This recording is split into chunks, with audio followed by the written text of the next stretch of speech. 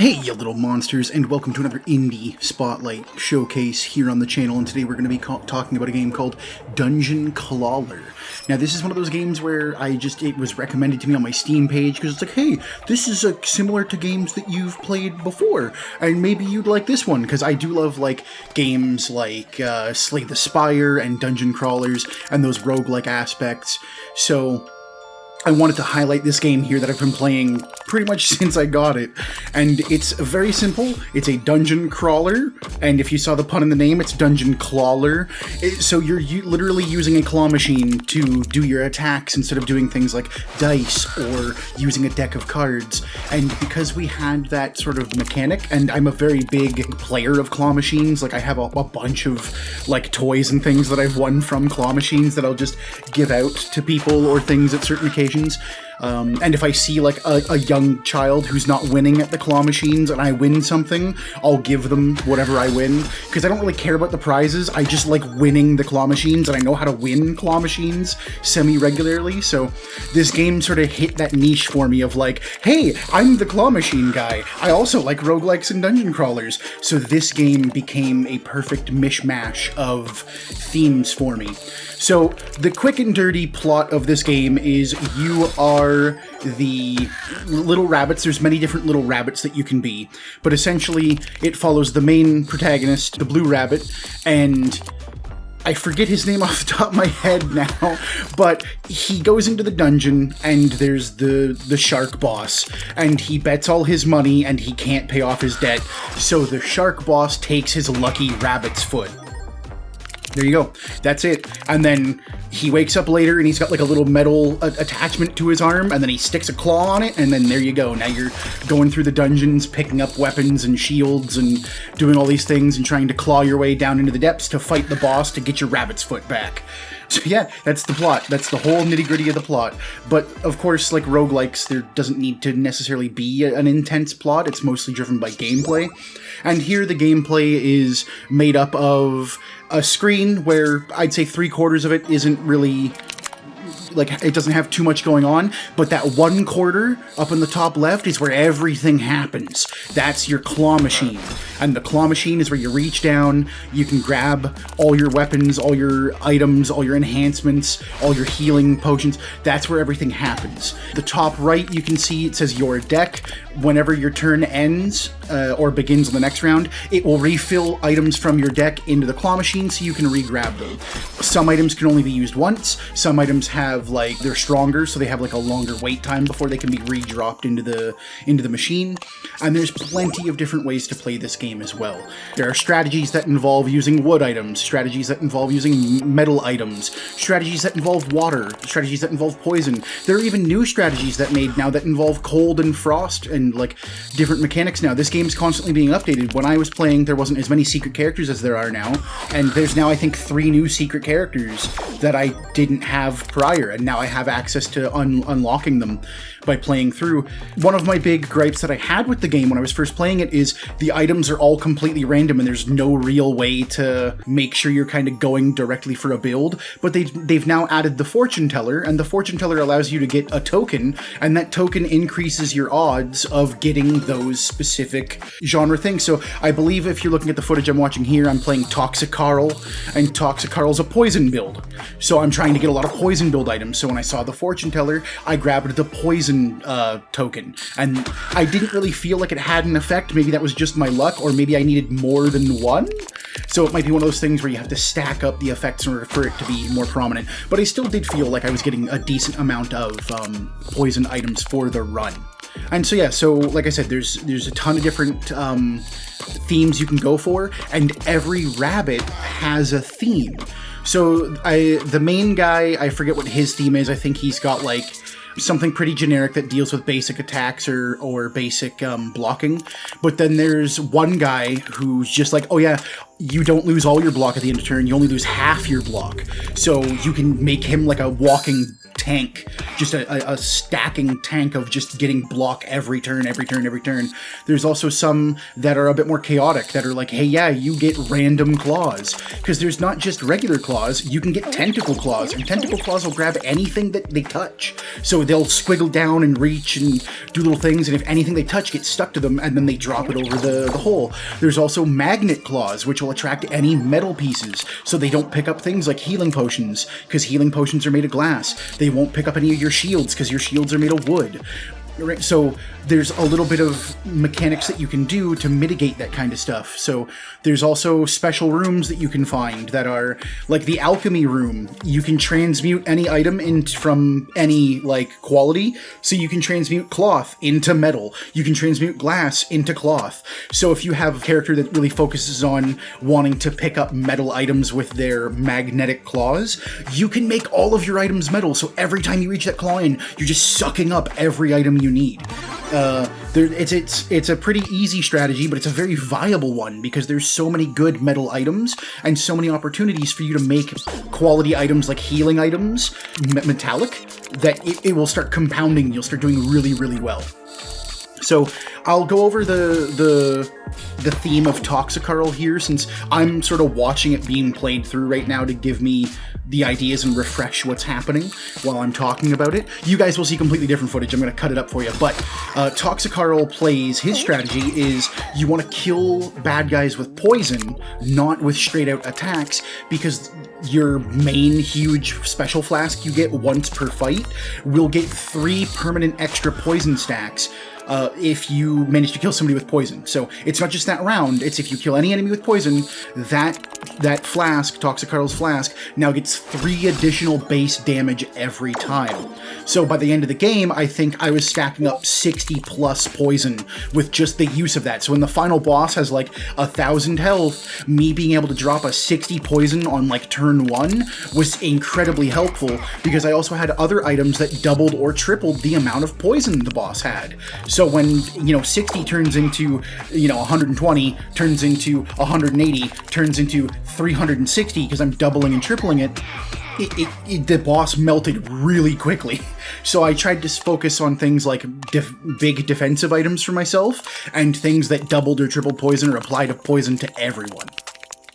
So if you've played other games like Slay the Spire, I'm just going to keep referring to Slay the Spire because it's the first one on my mind, then you're going to know, managing your deck. You have your deck of items where you're not going to want certain things, or you might need certain things to start out with, but you won't need them later. So there's that whole aspect of you can go to the trash room, and the trash room will allow you to pay money to delete items from your deck. There's also the foraging room, which will allow you to increase the effectiveness of whatever you put into it to your deck, so it will be upgraded. So like a poison dagger will do 3 damage and then add like 3 poison, let's say. That's wrong. I think it's like 5 damage and 3 poison. But if you get the upgraded dagger, it'll do like 8 damage and 5 poison. Right? In the game, it'll actually tell you the proper amount of poison that it will do, but that's just the example of like, yeah, the item gets better overall, so when you grab that one thing, it's almost like grabbing 2 of them. And so the whole aspect of this game is delving into the dungeon, just like every other one of these dungeon crawlers. There are like boss levels, and before you reach the boss level, they always give you a granny's room. So there's always your grandma down here, and she's just sitting there in her little rocking chair, and she's got a pit of money and healing flasks. So if you grab the money and healing flasks, you'll be prepped for the next boss fight and spending your cash afterwards to make yourself a little bit better. Now, there are healing weapons and everything in here that you can get, but they're a little rare. Once again, you have to kind of roll them. But half the fun of this game is going through and finding the, special treasure rooms. There are certain treasure rooms where you have to get, a treasure chest inside of a bunch of spiky balls. The problem is they're all enchanted with, some magic that some characters can use that makes them bounce around and jump around. So you have to wait until they settle and then try and go for your grab, because if you don't, you might end up grabbing a fistful of spiky balls, which will hurt you, or you might just get nothing because you messed up and it bounced out of your way before you got it. But yeah, so those are just easy ways, free ways to get your deck built up and getting some good items along the way to help you defeat the final boss. There are very ingenious bosses in here. There's a ton of bosses. One boss, he gets stronger, physically stronger every turn, So that's just like your standard tank one. There's another one that does simultaneously. I think you'll shift between doing a high amount of damage and a low amount of blocking versus a high amount of blocking and a low amount of damage. So you kind of have to ebb and flow with him. There's a queen bee, and she shoves honey balls into your claw machine pit, and that'll cause any item that hits it to stick to it. So if you're trying to get very specific items and you don't want to get other things, because there are certain items you want to leave inside your claw machine to empower some other items that you pick up, like the magnet, for example. The whetstone. The whetstone will power up all your metal items within a small radius. So if your items are close to the whetstone while they're in the claw machine and you pick them up, they get a damage bonus when you drop them into your claw machine. So you don't want to pick up the whetstone, you want the whetstone to stay in there. So the honey ball makes it so that way sometimes you'll pick up your items that you don't want to be picking up. Or it could just give you a really good turn because all this stuff that's stuck together is just absolutely busto. And then there you go, the queen bee just screwed herself. But that's another thing you can do. You can also get honey yourself. It's a like I said, it's a little bit more rare, and you might need to get the fortune teller's help. But you can do that. There's also things like water. You can fill up your tank with water, which causes lighter materials like plastic, I think cloth, and wood to float to the top because they're not metal, and all the metal stuff sinks.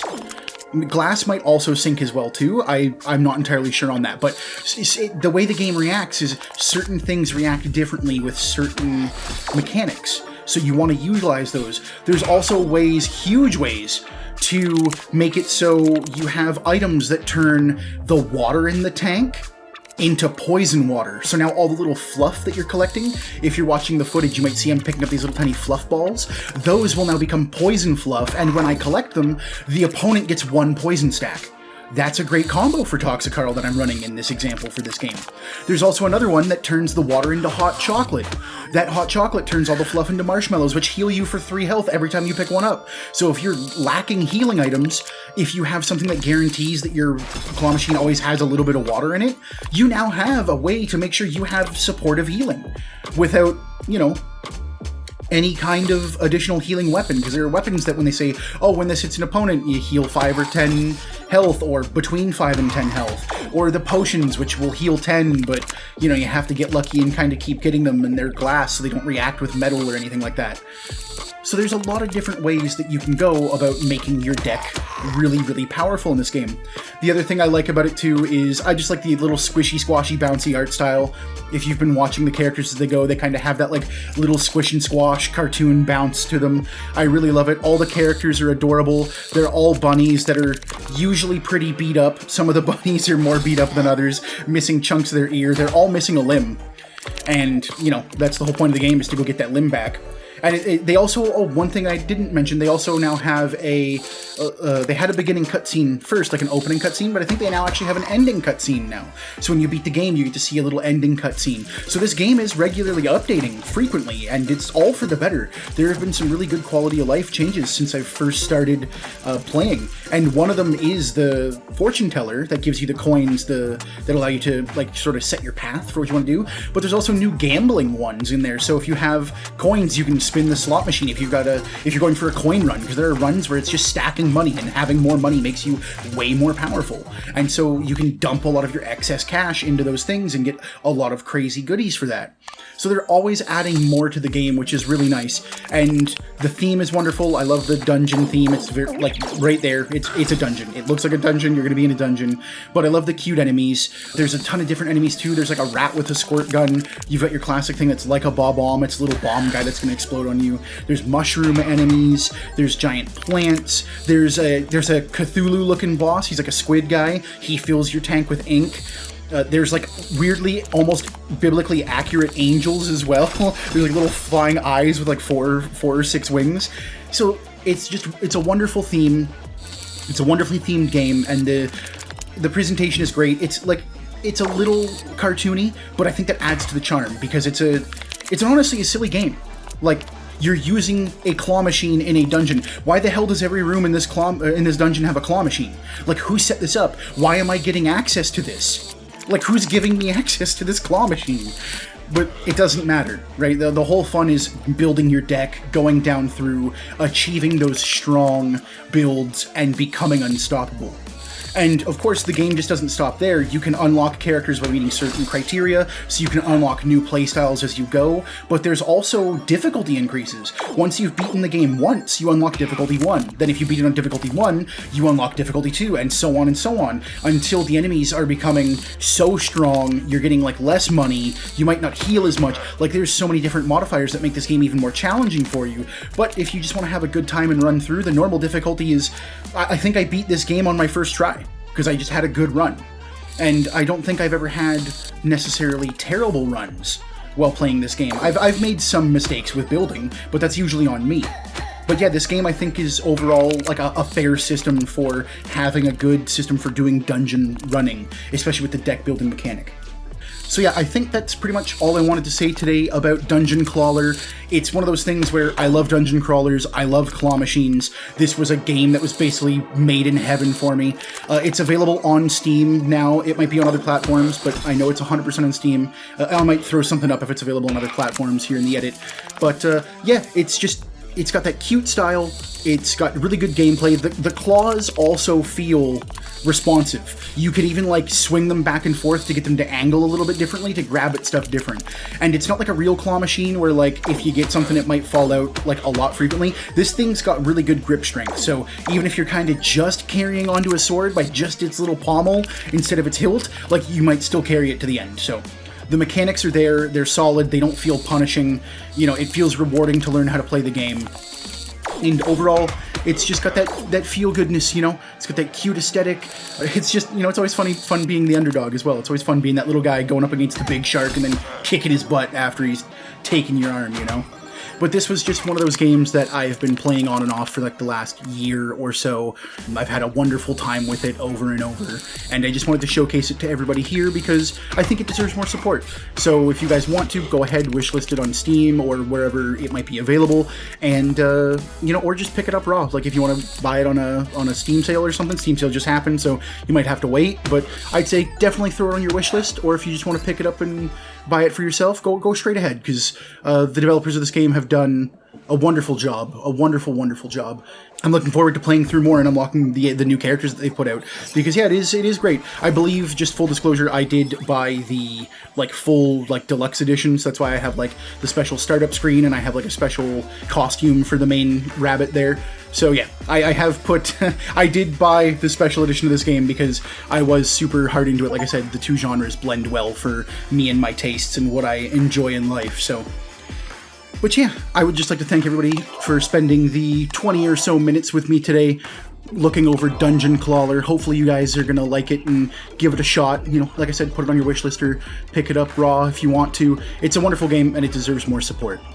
But once again, thank you all for joining me, and until next time, take care, everybody.